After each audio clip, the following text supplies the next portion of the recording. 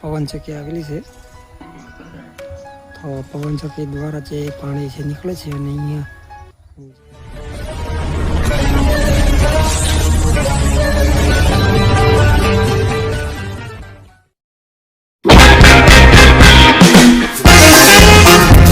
ગૃહની અંદર ફરવા માટે જઈ રહ્યા છે. તો આપ સૌ લોકો વિડીયોની અંદર જોડાયેલા રહેજો. ઉજાણી ગૃહ છે એ એક દિવસ માટેનું ફરવાલાયક બહુ સારામાં સારું સ્થળ છે. તો આપ સૌ લોકો વિડીયોની અંદર જોડાયેલા રહેજો. આપણે બતાવીશ એ જગ્યા. એની અંદર ખૂબ સારી એવી નેચરલ સુવિધા ઉપલબ્ધ છે. રહેવા જમવા કરવાની બધી સુવિધા ઉપલબ્ધ છે અને બાળકો માટે પણ ખૂબ સારી એવી વ્યવસ્થા કરેલી છે. અને દરેક વ્યક્તિએ આ એક સ્થળોની મુલાકાત લેવી જોઈએ. કારણ કે ઉજાણી ગૃહ છે એ બાલારામ અંબાજી વાઇલ્ડ લાઈફ સેન્ચ્યુરીની અંદર આવેલું છે અને વન વિભાગ દ્વારા એનું સંચાલન થતું હોય છે. તો દરેક વ્યક્તિએ એની વિઝિટ કરવી જોઈએ અને ત્યાં ફરવા માટે અમુક ટિકિટ દર આવેલો છે તો એ ભરી મુલાકાત લઈ શકે છે. હજી વિડીયોની અંદર લઈ રહીશું પડેલા રહેશું.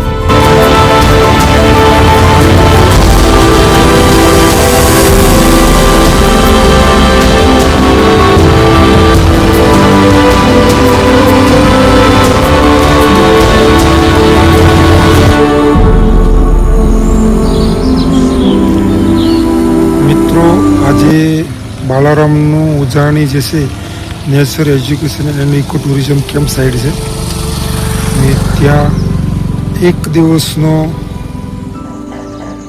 દિવસનો ફરવા માટેનો બેસ્ટ સેન્ટર છે. તો તમે લોકો જો ન આવ્યા હોય તો આની વિઝિટ કરજો અને આનો લાભ લેજો. અહીંયા ટિકિટ બારી છે. ત્યાં અમુક ચાર્જ આપવામાં આવતો હોય છે અને અહીંયા ટિકિટ બારીથી ટિકિટ લેવામાં આવતી હોય છે. અહીંયા અમુક એનો નિયમો આપવામાં આવ્યા છે અને આ નિયમોનું ખાસ પાલન કરવું જરૂરી છે. જો પાલનમાં કોઈ વિક્ષેપ કરવામાં આવે તો અમુક દંડ વસૂલ કરવામાં આવતો હોય છે.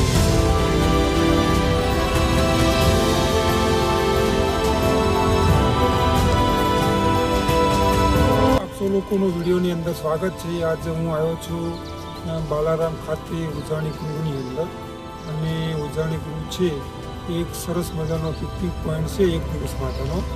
અને ત્યાં ઉજાણી ગૃહ આવવા માટે સૌપ્રથમ પાલનપુરથી 10 થી 15 કિલોમીટર જેટલું થાય છે અને એક દિવસ માટે ખૂબ સારો એવો પિકનિક પોઈન્ટ છે. અહીંયા પિકનિક પોઈન્ટ ફરવા માટે ઘણી બધી સુવિધા ઉપલબ્ધ કરવામાં આવી છે. વન વિભાગ દ્વારા અહીંયા સંચાલિત થતી હોય છે અને અહીંયા અમુક મામૂલી ટિકિટના દર આપવામાં આવ્યા છે. 5 વર્ષથી નીચેના બાળકો માટે એકદમ ફ્રી છે અને 5 વર્ષથી ઉપર સોમથી શુક્ર સુધી 40 રૂપિયા ફી છે અને શનિ રવિની ફી છે એ છે 50 રૂપિયા.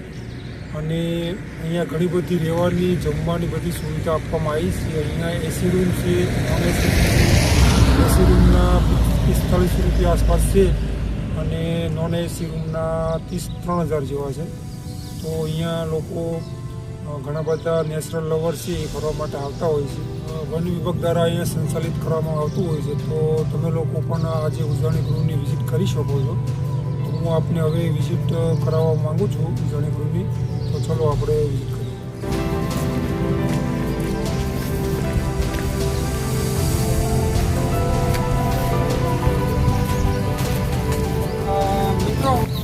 એ ખાસ બંધ કરવામાં આવ્યું છે. પ્લાસ્ટિક બિલકુલ ન લાવવું જોઈએ અને અમુક સૂચના આપવામાં આવતી હોય છે. તો આપણે હું એમને બતાવું છું. અહીંયા અમુક ઉજાણી ગૃહની ખાસ સૂચના આપવામાં આવી છે તો એનું પાલન કરવું જરૂરી છે.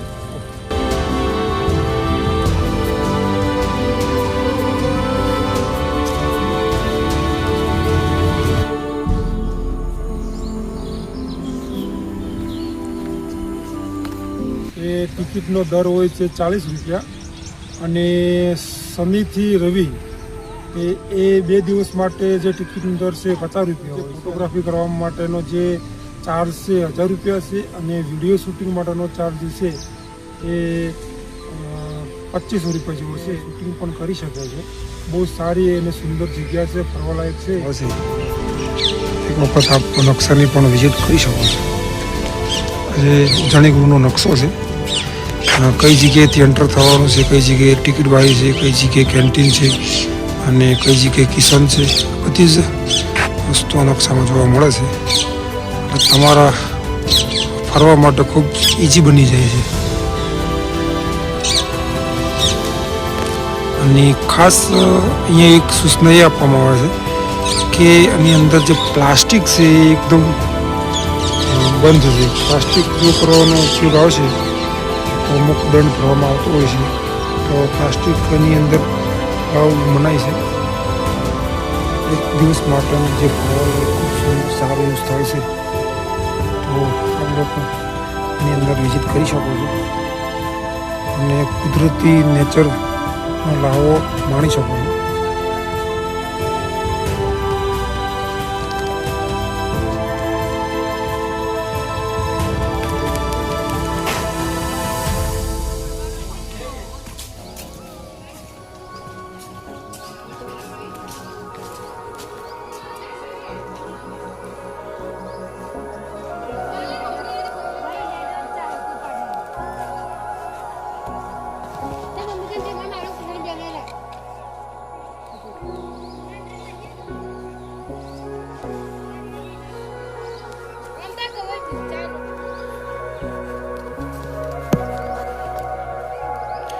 નેચર એજ્યુકેશન કેમ્પ ખૂબ સુંદર છે. અહીંયા ફરવા માટેનું એક સ્થળ.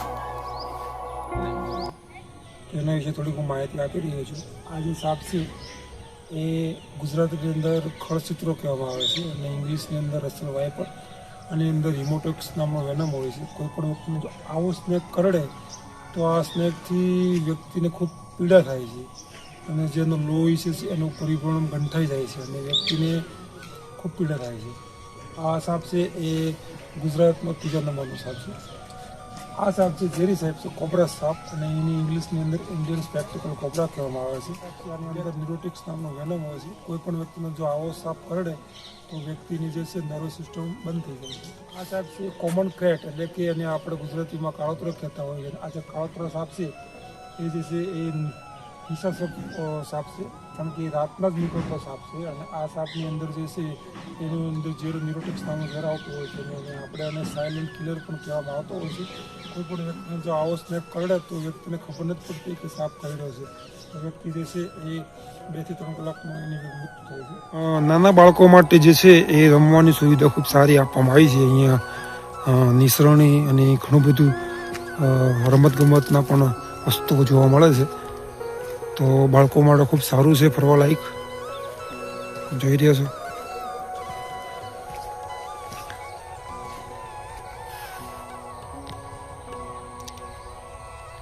હાલ વરસાદ જેવો માહોલ છે એટલે લોકો અહીંયા થોડાક ઓછા આવે છે, કારણ કે વરસાદની અંદર બહુ ઓછા લોકો ફરવા માટે આવ્યા છે.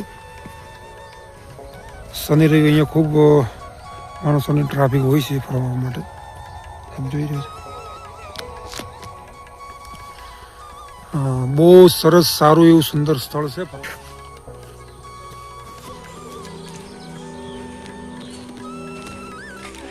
અહીંયા એક પવન ચક્કી પણ આવેલી છે, આપ જોઈ રહ્યા છો. અહીંયા જે કિડ્સ પાર્ક છે, અહીંયા બાળકો માટેનો જે પાર્ક છે અહીંયા આપવામાં આવ્યો છે, આપ જોઈ રહ્યા છો. અહીંયા બાળકો માટે ખૂબ સારી એવી સુવિધા ઉપલબ્ધ કરવામાં આવી છે. અને શનિ રવિ અહીંયા માણસોનો ખૂબ આવડો જાવડો હોય છે. બાળકો ખૂબ જોવા મળતા હોય છે. હાલ કોઈ હે નહીં માણસો, જોઈ રહ્યા છો. બાળકો માટેની ખૂબ સારી એવી સુવિધા અહીંયા આપવામાં આવી છે. રમતગમતની દરેક વસ્તુ.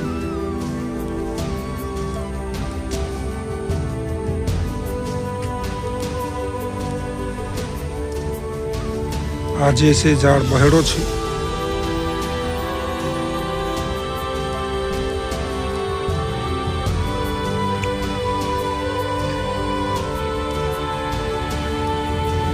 નાના બાળકો છે એના રમવા માટે આપ જોઈ રહ્યા છો.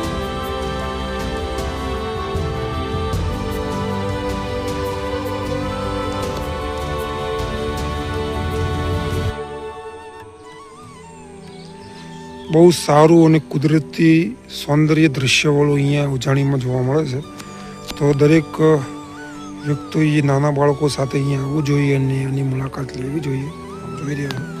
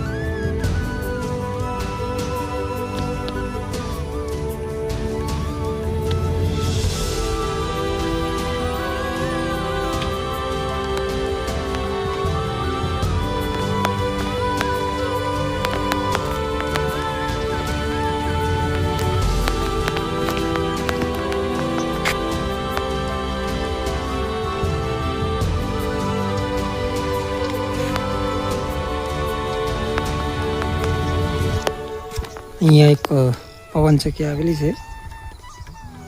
તો પવનચક્કી દ્વારા જે પાણી છે નીકળે છે અને અહીંયા જે ઉજાણી ગૃહનું જે પાર્ક છે તે પાણીની સુવિધા ઉપલબ્ધ કરવામાં આવે છે.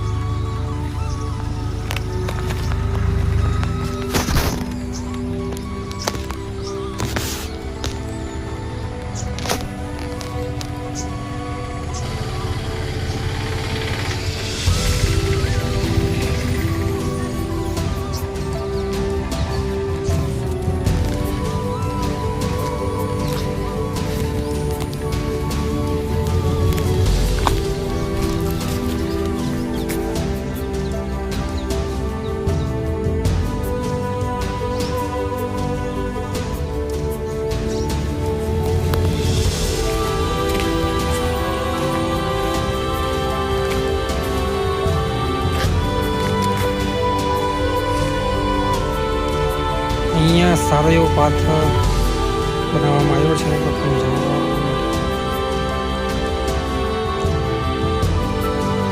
ઘણી વખત લોકો વોકિંગ પણ કરતા હોય છે.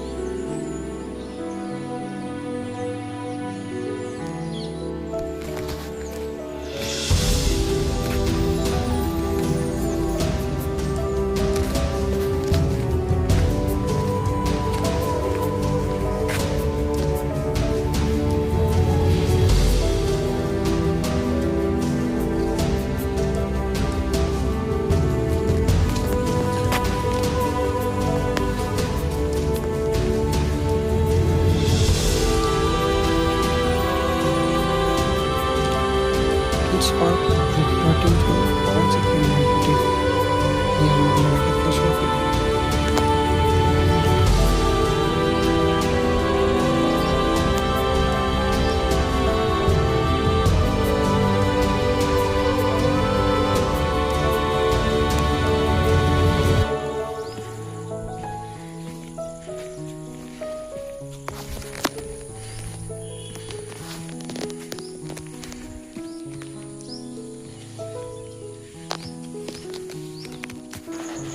અહીંયા પતંગિયાનું આખું જીવન ચક્રનું દ્રશ્ય ફોટા દ્વારા બતાવવામાં આવ્યું છે. આપ જોઈ રહ્યા છો. આખું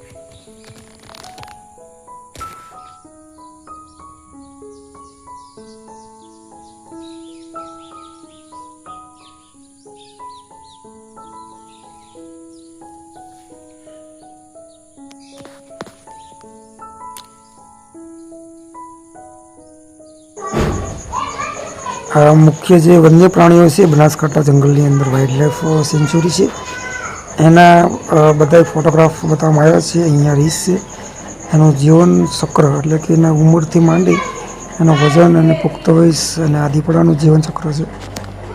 આપ જોઈ રહ્યા છો.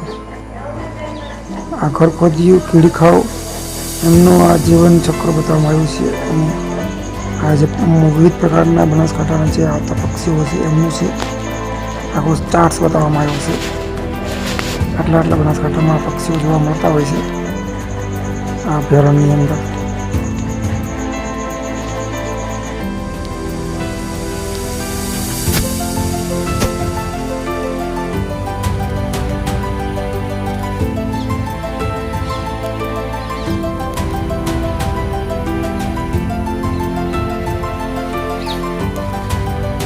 ઉજાણી ગૃહની અંદર રૂમની સુવિધા ઉપલબ્ધ કરવામાં આવી છે અને આજે છે ટેન્ટ છે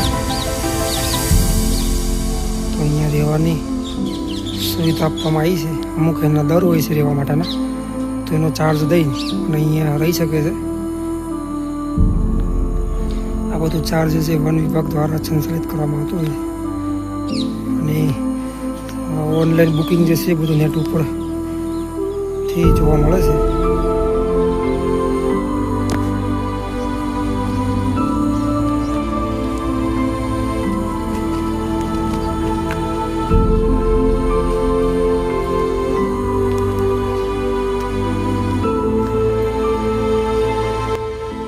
અહીંયા અમુક નિયમ છે તો હું આપને બતાવી રહ્યો છું. અહીંયા જે ફૂલ અને છોડ જે છે એને તોડો અને નુકસાન કરો તો 500 રૂપિયા દંડ ભરવો પડે છે. તો એવું ના કરવું જોઈએ.